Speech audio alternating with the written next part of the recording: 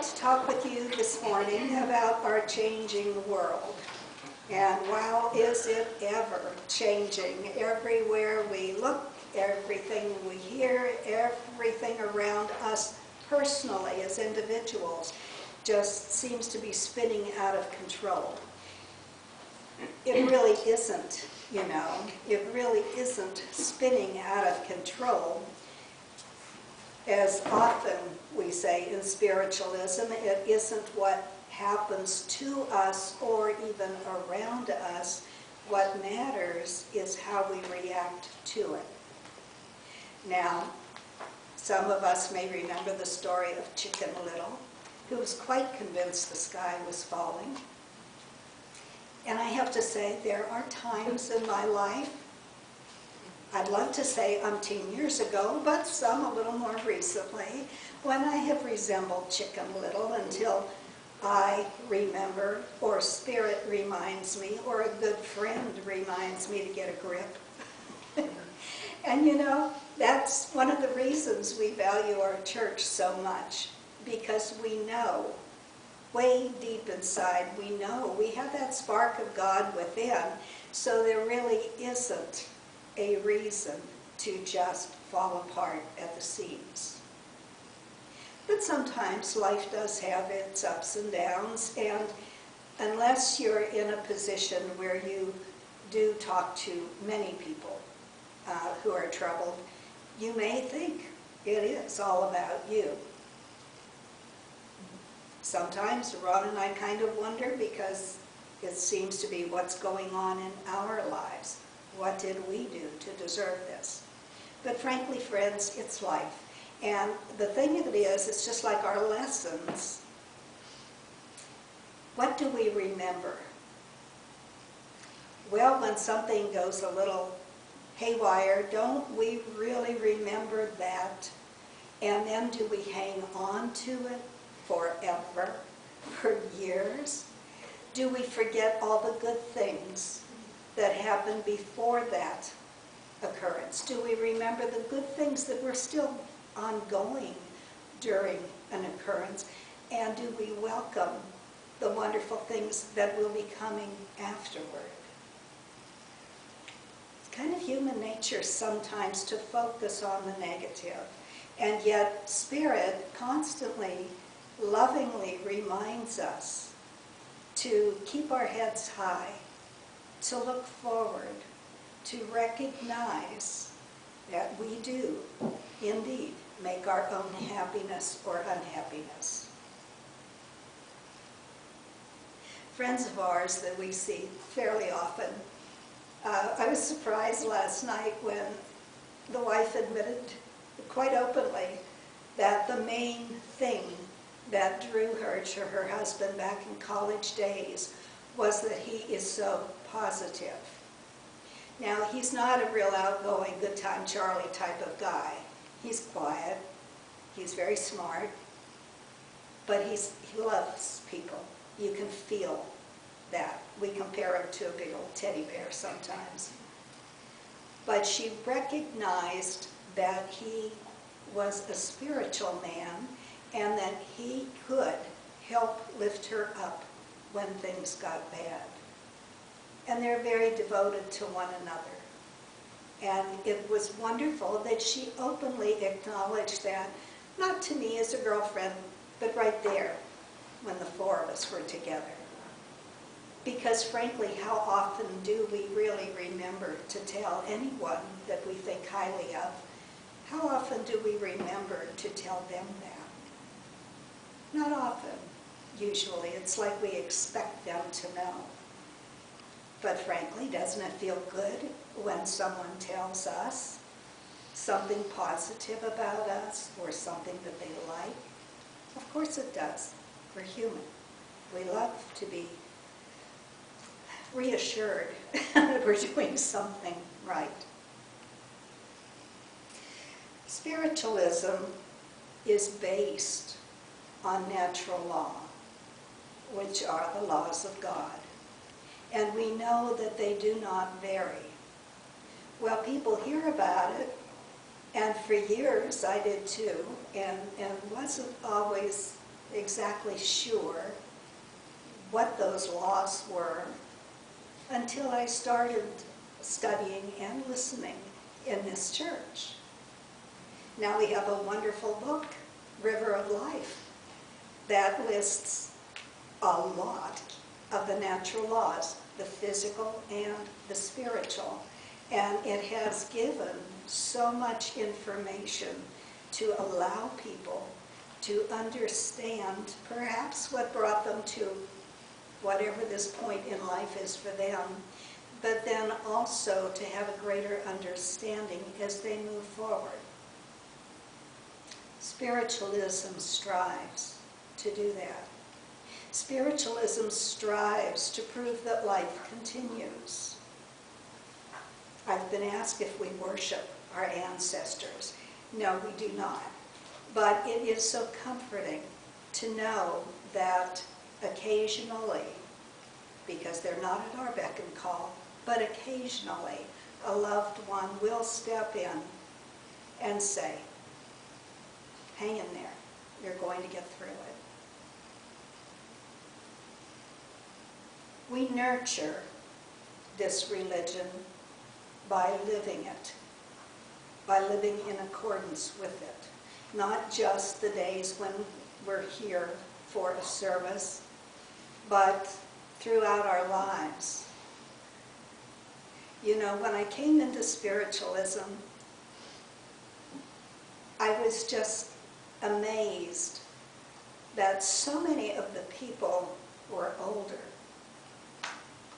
Now that I look back, they were probably younger than Ron and I are now. But what really drew me to it was they were so positive. It was like they had a secret. But it wasn't a secret. They were glad to share it with anybody. They knew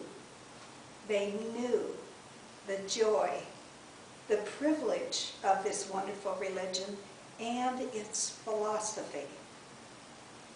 It is a way of life. It does entail work, because you see, no one is going to stand at this podium and say, you better do this or else. Well, you'd better never do this or else.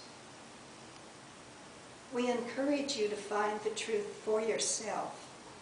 We offer a variety of books and lots of sermons and lots of classes. But the bottom line is, you determine the kind of person you intend to be and want to be, and the place that you are building for yourself in the world of spirit. We say the door to Reformation is never closed, and that is absolutely true. And we've had enough spirit communication over the years that someone who wasn't a very particularly nice person has come back with very sincere apologies for some of their words or actions. But the phenomena of understanding that life continues, that our loved ones do check in on us, but the only one that's going to save us is ourselves. That's kind of hard for some people to understand. That's difficult for some people to take on that responsibility. You mean it's up to me? That's scary. But it is. Think about the logic, and that's something that other people have also noticed, just as Ron and I did. As we came into this religion, it was so logical. Questions were answered that had not been answered in any of the other religions we had explored. It's logical. Now, my concern for the future is, we're hearing a lot about young people nowadays. Some of it, if you watch and listen closely to the news, some of it is phenomenal. There are some amazing young people out there today doing amazing things for their age in particular to help charities or to get other people, adults, involved. And that's glorious. Unfortunately, the news has a tendency to also focus on the not so great. And we look at children today, and I think it's interesting, so many adults in kind of my generation are so alarmed because some schools are not teaching cursive writing. They're only teaching printing. Well, yeah, I'm a dinosaur. I think they should learn cursive, and I'm very grateful that our grandchildren are. But what about the life skills?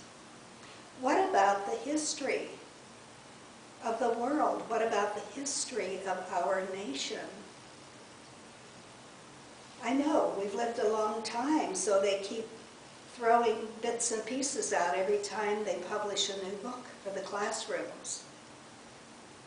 But don't we learn by seeing what happened years ago and centuries ago? What about finances?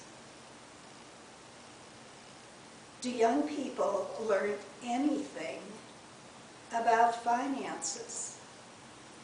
Do they learn in elementary school or middle school, or do they wait until sometime in college, if they happen to take a course that teaches them the reality of our life and our world? It's important. Young people need that. And it's easy to say, well, they should be getting that at home. Well, clearly they're not. What they should and what they are two totally different things.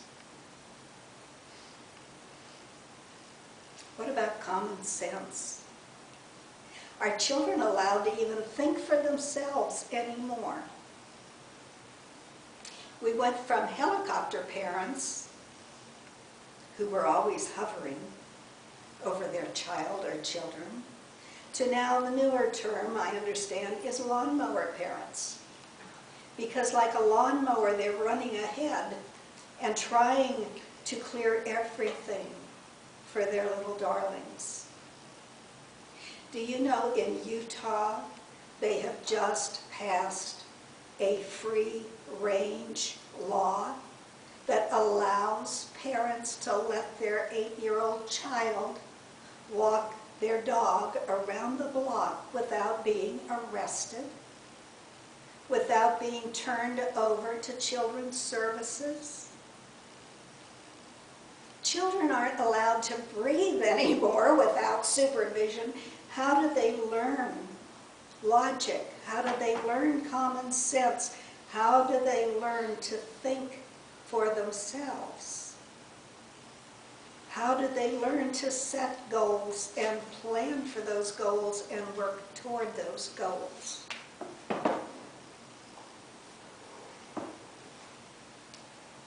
I'm speaking from limited experience because we only have half a dozen grandchildren, a couple of great-grandchildren.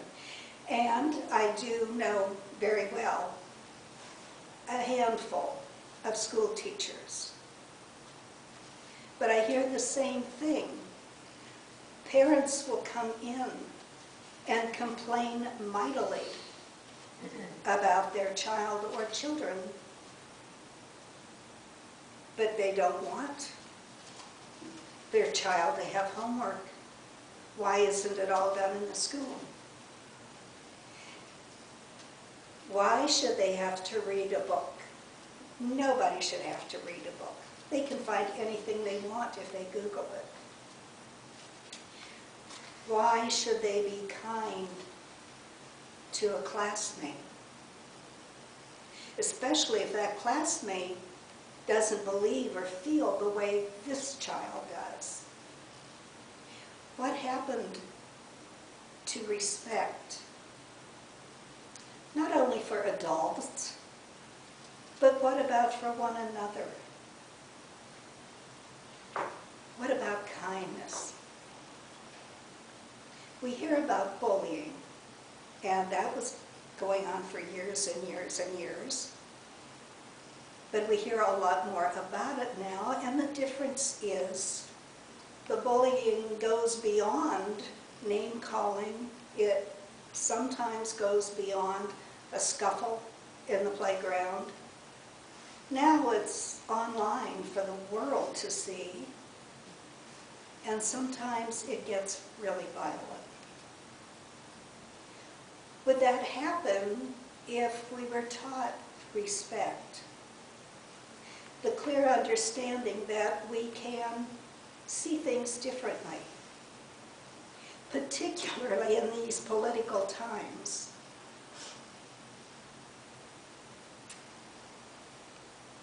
Our candidates, political candidates, are spending a fortune.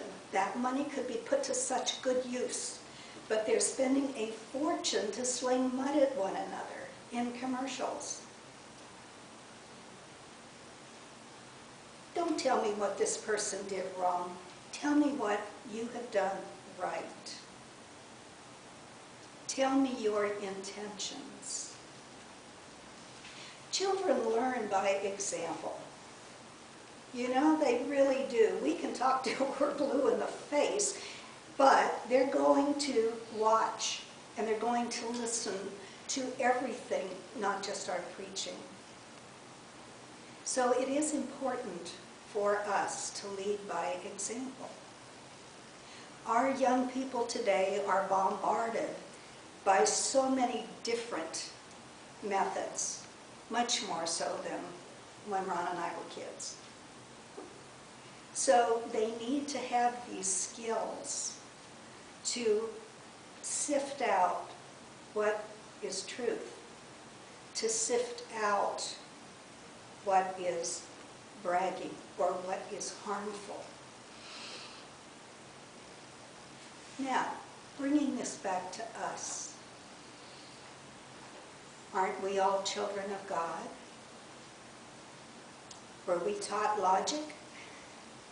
Were we taught financial advice? Were we taught common sense?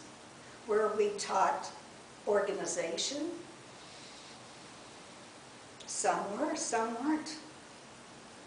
You can kind of tell by where everyone is in their life.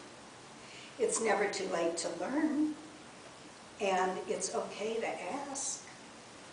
That's what it's all about. But I like to go back to kindness, support. The Ed Sullivan Show had all kinds of entertainment. People you'd never heard of until they got on the Ed Sullivan Show. Wow. People didn't boo the contestants. People applauded them. The host applauded them. Some of the other wonderful, uplifting comedy shows that didn't have any swear words. They didn't have anybody displaying immoral character. They were based on everyday life, and people loved them and laughed because everyone could relate. Nowadays, we have so-called reality shows. Oh my. I'm not real prone to watching any of them, frankly. I've seen just enough to know that, gosh, that's really not my reality, and I'm glad for that. If people are going to be pitted against one another, let's do it in sports. We went to a grandson's baseball game yesterday, and I dare say the bat is as tall as he is. And we laughed ourselves sick because his team is a brand new team, and they were up against 10-year-olds, 7-year-olds, were up against 10-year-olds who were playing for the second or third season. what I thought was wonderful was that nobody got ribbons or trophies or things like that, but both sets of parents were applauding anything that happened that was positive at all, no matter which team anybody was on, and encouraging. Now sometimes these very little ones who are playing like their third or fourth game ever in their lives, the coaches were out there quietly talking to them and explaining what went wrong or what they needed to do next time. And parents are parents, you know, run, run, and the coach is saying, stay put. Well, these poor little kids, you know, how do they know who to listen to under those circumstances? So there was a lot of running around and fumbling around, but it didn't matter. They were getting exercise, and nobody was frustrated. Nobody got angry. They just had a good time. And at the end of the game, they did that, passing each other in a row and slapping high fives, you know. That's encouraging to me. That's encouraging to me. Sometimes we have to speak up.